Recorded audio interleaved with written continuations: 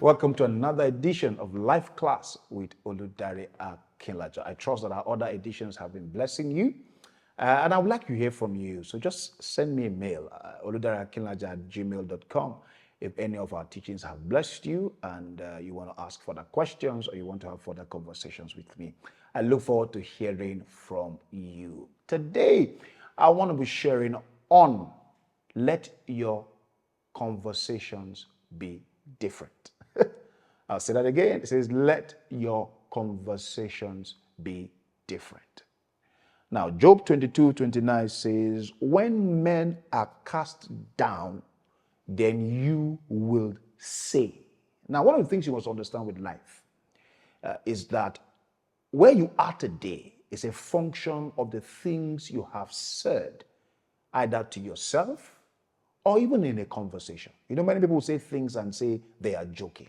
Remember that the Bible is clear. It says when you say something, do not say you are joking, because an angel probably passed and picked the conversations that you had. And I know one of the pressures we will have living through life is that when you are in a gathering of people or friends, and this happens to a lot of us, when you are in a gathering of friends or people now and you hear certain conversations, now you don't always want to look as if you are out of place. You don't want to look as if you are probably a novice in their midst. And too many times you also want to contribute, you also want to say things, but you must be careful the kind of conversations you have. For instance, there are even certain arguments you should stop being part of, especially arguments or discussions that will rather leave you with some sort of negative energy. There's a negative energy in your space. And I know we all know that. You know, there's certain conversations when you are done, you feel weak, you feel tired, you feel worn out. You feel like, why should I even have had that conversation in the first place? You feel angry. You know, these are the conversations you must avoid. You probably don't know that the energy that you get from either talking to people or binging off people's conversations has a way of distorting your thought process. So you must be careful the things you say. And that's why Job speaking here. He says, even if other people are having a casting down, we will say. That means our own conversations will be different. We will not fall under the pressure of speaking like other people are speaking. Now, when I say these things, people feel that, oh, you are unconsciously optimistic. No, it's not about being unconsciously optimistic. It is a law of life. You will have whatsoever you say, meaning that the state of your heart is dependent on the kind of conversations that you have. In fact, I use that as a way to pick the friends I have.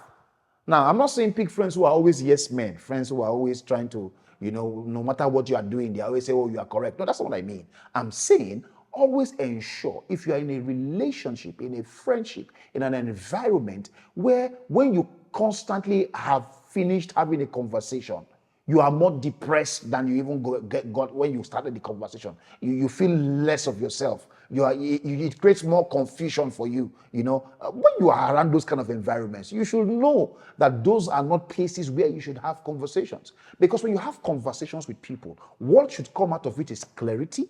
What should come out of it is awareness. People trying to make you aware. That's what good, friendly conversations should be. In fact, I believe that people who give you critical feedbacks, when they give you feedbacks, their feedbacks are always laced with things you should do differently. Not people who just talk down on you, who say things to you, who are just who are trying to destroy or talk down. No, that's not what correct feedbacks should be.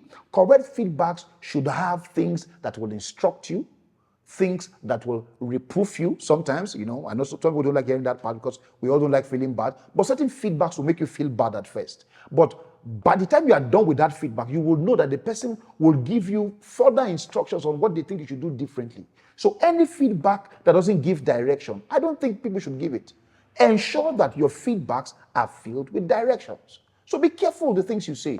Now, this is not just you receiving it. When you are giving it, be careful. Be careful.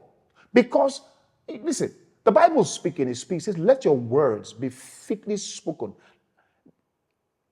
Let your words be concise. Let them be filled with grace. The Bible calls it graciousness. Because when you are done having conversations, how do you leave that space? How do you leave that environment? Do you leave it worse off than you met it? Are you destructive with the words that you say?